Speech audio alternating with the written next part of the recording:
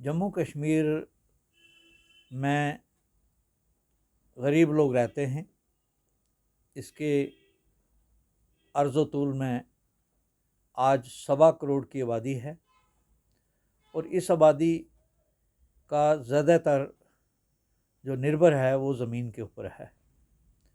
यहाँ ज़मीन जो है पहले तो पंजाब के महाराजाओं के नाम होती थी, उसके बाद हमारे महाराजा के नाम, और कुछ कुछ ज़मीन जो थी वो ज़मींदारों के नाम, किसानों के नाम होती थी। मालिक की ज़मीन बहुत कम यहाँ हमारी रियासत में थी। जो थी उसमें से 50% लोग जो हैं, जब वो पाकिस्तान में चले गए, वो जो मालिक थे वो कस्टोडियन की ज़मीन हो गई। आज कस्टोडियन की ज़मीन, रियासती सरकार की ज़मीन, खालसा सरकार ज़मीन, काचराई ज़मीन, नज़ूल की ज़मीन, ये सारी ज़मीनें जिन पे मालिक के हक़ हमारे पास नहीं हैं। वक्तन फ़क्तन कभी LB6 का इंतकाल हुआ, उसमें S432 हुआ। जो डिस्प्लेस पर्सन हमारे जो एरिया हमारा पाकिस्तान के कब्ज़े में है वहाँ से आए, उनके नाम हुआ। तो इस तरह से कुछ अलाटमेंट्स हुई, लेकिन अगर हम पूरी तरह से सोचें तो यहाँ 1/3 ज़मीन भी मालिक की नहीं है और बाकी ज़मीनें जो हैं वो सरकार या सरकार के सिस्टम की हैं। उन ज़मीनों पर लोग पिछले 70 साल से काबिज़ हैं, बाप दादा और परदादा। आज सरकार जब उनके नाम पर गिरदावरी थी, कई बार रोशनी स्कीम में भी मालिकी के हक़ मिले, या कई तरह से उनके कब्ज़ा, जायज़ कब्ज़ा, नाजायज़ कब्ज़ा, प्रोटेक्टिव टेनेंट वगैरह थे, वो सब को सरकार की ज़मीन से निकालने का हुक्म जो जारी हुआ है और कहा है कि 31 जनवरी तक उन सब को निकाला जाए।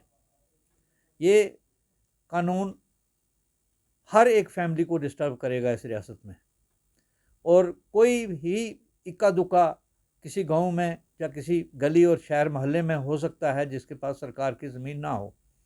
उनके ऊपर 50% लोग, हमारी आबादी घर ऐसे हैं जो सरकारी ज़मीन पर बने हैं, तो वो सबको डिमॉलिश करना और डिसमेंटल करना। किसी एक घर में भी कोई बनता है, जब बनाया जाता है तो उसमें कई पीढ़ियों का जो ज़ख़ीरा बना के आदमी सेविंग करके जो है वो पैसा रखता है और अपना घर बनाता है। बहुत मुश्किल से वो घर बनाता है। कोई कच्चा बनाया, किसी ने पक्का बनाया, किसी ने 2 मंजिल 3 मंजिल बनाया, लेकिन बहुत मुश्किल से घर बनता है। आज ज़मीनों से निकालने का मतलब है घर का तोड़ना भी, और जब घर का तोड़ना हो गया तो इस सर्दी की ठंड में, इस कड़ाके की ठंड में जहाँ बहुत मुश्किल हो रहा है घर के अंदर रहना भी, ये गरीब लोग या आम आदमी कहाँ जाएगा। इसलिए अगर हम ये सोचें, जो फसल लग रही है जिस पर गुजारा लोग कर रहे हैं, क्योंकि 80% लोग जो हैं हमारे यहाँ किसान हैं, तो वो ज़मीनें जब उनसे हट जाएंगी उनका रोज़गार छिन जाएगा। आज वैसे भी एक ट्रस्ट डेफिसिट है, चाहे वो पब्लिक लाइफ में देखें या सरकार की तरफ देखें, तो एक ट्रस्ट डेफिसिट है। पिछले 8 साल से यहाँ कोई सरकार चुनी हुई नहीं आई, जमहूरियत जो है वो हट गई है।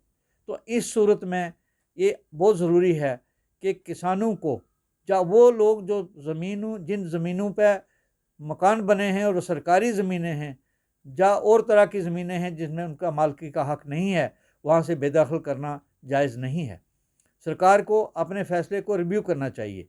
मैं अपील करता हूँ जनाब लेफ्टिनेंट गवर्नर श्री मनोज सिन्हा साहब से, रियासत के चीफ सेक्रेटरी श्री अरुण कुमार मेहता जी से, और जो रेवेन्यू सेक्रेटरी यहाँ हैं, रेवेन्यू कमिश्नर हैं, फाइनेंशियल कमिश्नर रेवेन्यू हैं, उनसे कि ये जो डायरेक्शंस आपने दी हैं कि डिप्टी कमिश्नर्स, और डिप्टी कमिश्नर्स ने फर्दर तहसीलदार्स को और SDMs को दी हैं, एडिशनल डिप्टी कमिश्नर्स को दी हैं कि आप कब्ज़े हटाएं, इसको रोक लेना चाहिए और इसको रिव्यू करना चाहिए।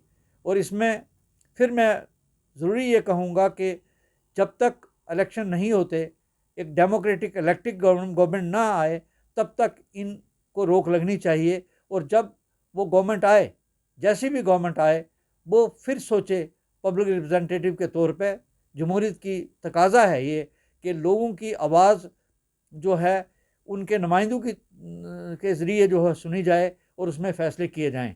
तो मेरी पुरज़ोर इल्तमास होगा, अपील होगी तमाम उन लोगों से जो अपनी अपनी जगहों पर सरकारी काम ड्यूटी पर फाइज हैं, वो अपने हाथ को रोक लें और गरीब किसान को, गरीब मज़दूर को, छोटे व्यापारी को, आम आदमी को, जो सरकारी ज़मीन में बैठा है, किसी भी सूरत में, चाहे वो किसानी करता है या वो कहीं कच्चा पक्का मकान बना के बैठा है, उनको डिस्टर्ब ना किया जाए।